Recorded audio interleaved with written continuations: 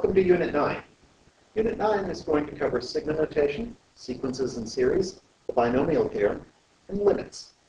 We start with a study of sigma notation and arithmetic series. Sigma notation uses the Greek letter sigma. That is a sigma. It's used to represent a sum, particularly a lengthy one. Sigma notation is a way of abbreviating a lot of numbers that are being added together.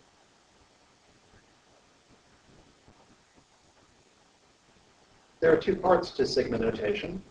The sigma itself, along with the numbers above and below the sigma, represent a framework, a structure of how we're going to put the sum together. The right side is a description of the actual elements to be added.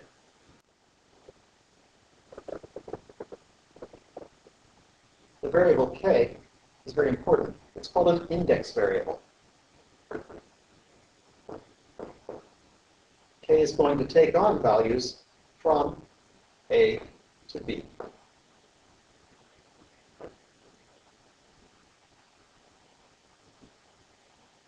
F of k is a function of k, this index variable, and it's a pattern that generates the elements of the sum. When k takes on each value, f of k generates a corresponding term in the sum.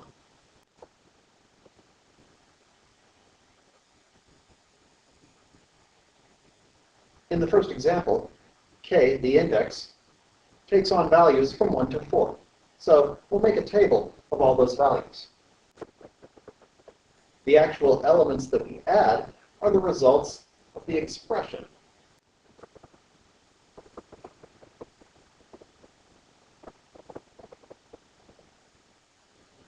Now that we have the results of plugging in each value of k, we add them up to get the overall sum.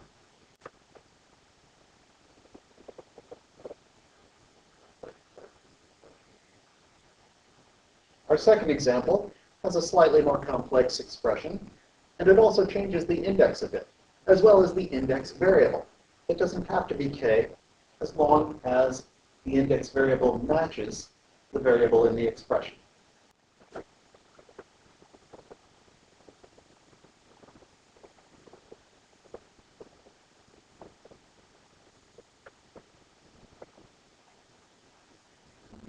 The next thing you'll need to be able to do is take a sum of numbers and write it in sigma notation.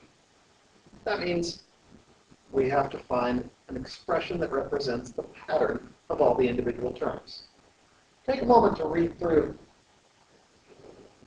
these notes.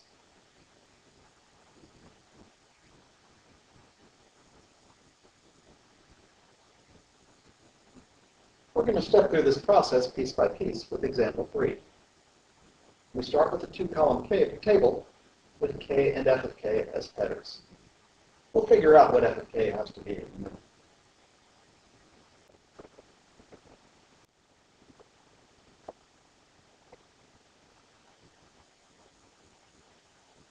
Now we need to devise a function that turns 1 into 4, 2 into 6, 3 into 8, 4 into 10, and so on.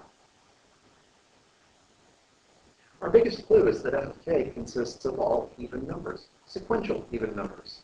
So perhaps doubling k might get us close. If you double k, you would get 2, 4, 6, 8, 10, and so on. We're almost there. If we took each of those and added 2, we'd have a function that works. This is all we need to write this in sigma notation.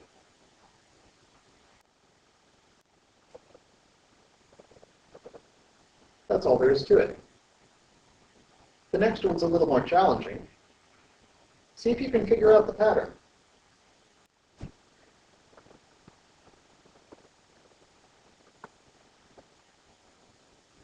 The ellipsis means we don't know how many terms there are, but we can figure it out once we get the pattern from the first 5 terms. When trying to analyze the function and determine what it might be, It's good to see if we're adding anything to k or multiplying something by k. For example, if we add 1 to 1, we'll get 2. If k is 2, we're adding 4 to get 6. So maybe if we're adding 3 to 9, we get 12.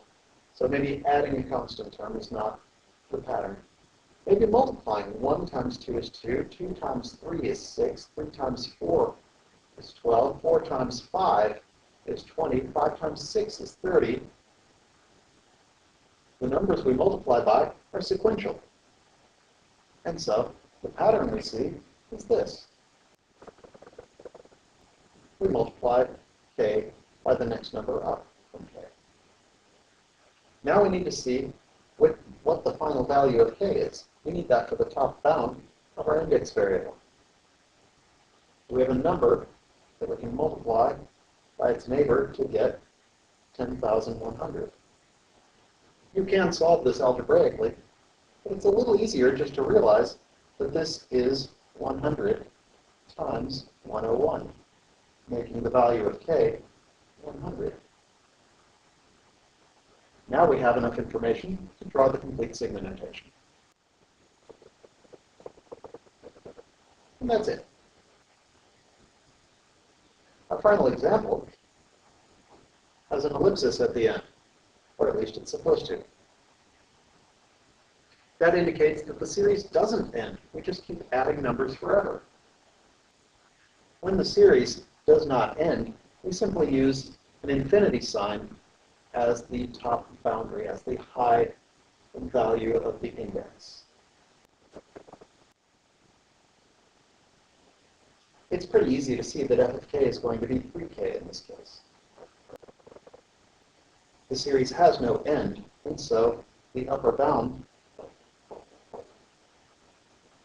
will write as infinity.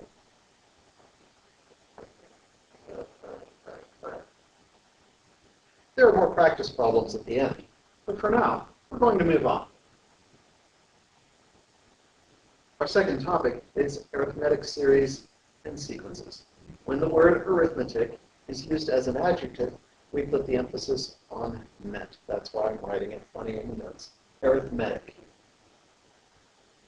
A sequence is just a list of numbers. An arithmetic sequence is special because each term is given by adding a constant to the previous term. This is the same constant every time. We call it the common difference because it's the difference between any two sequential terms. In all of our formulas, we're going to represent that with the letter D. To tell whether we have an arithmetic sequence, we simply look at consecutive terms and see if they all have the same difference. For example, the difference between 7 and 3 is -4. To get from 3 to -1, it's -4.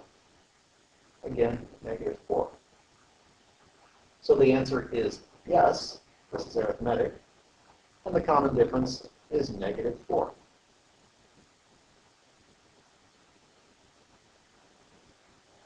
Here's an example of one that fails. The common difference, well, there is no common difference. They don't have that in common. This is a sequence, but it's not an arithmetic sequence because there is no common difference. One of our big tasks is to find a particular element in the sequence, especially if it's a lengthy sequence. We want the 100th term in this sequence, for example. We're given that it's arithmetic, so we know there will be a common difference. By inspection, we can see that the common difference is 2. The question is, how many times are we going to add that difference in order to get to the 100th term? You might be tempted to say 100. That is not correct. Here, we add 2. 2.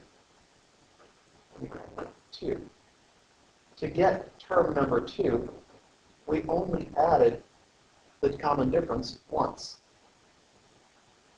To get the third term, we added the common difference twice. Notice it's one fewer than the index of the term. If we want the 100th term, we'll continue the pattern. We add the common difference 99 times.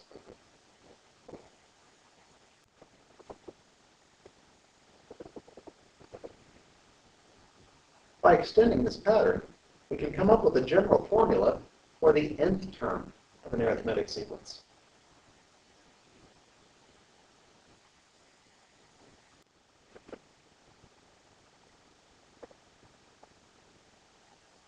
To apply this formula, we simply identify the components and plug in.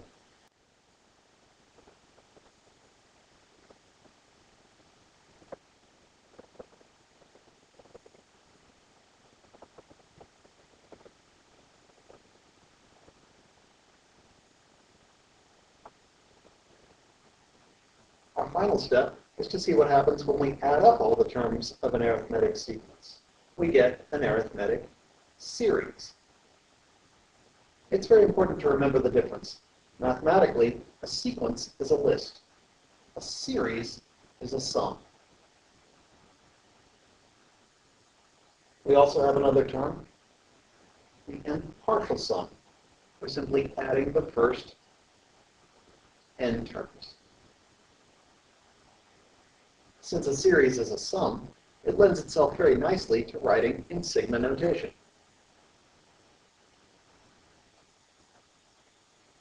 The only thing we need to find is the nth term expression. This is the formula from the previous page.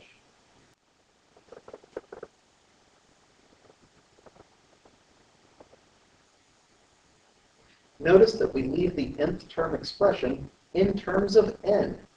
This is important because in the sum, n is going to be the index and it's going to change. In this case, it's going to range from 1 to 20. Algebraically, we can simplify this expression.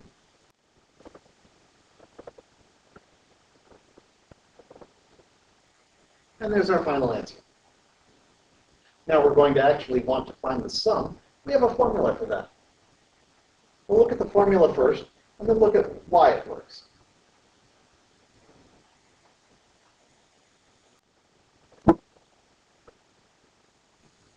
To see an illustration of why this works, we're going to find the sum of the first 100 integers. I'm going to let this equal s. I'm going to rewrite the sum in reverse order.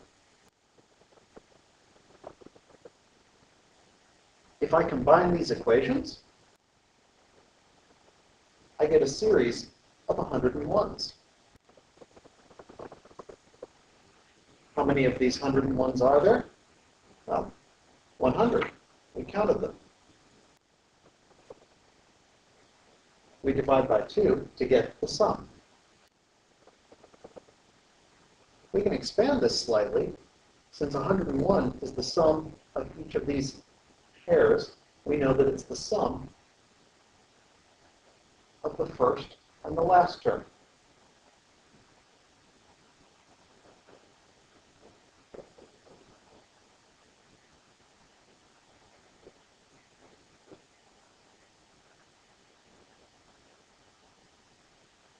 Now we see how this matches up with the formula that I gave you.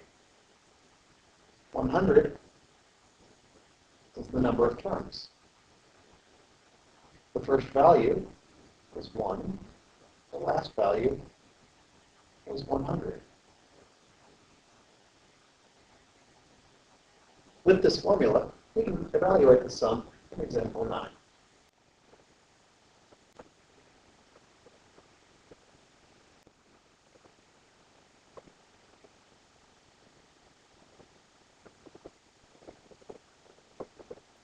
And there we have it.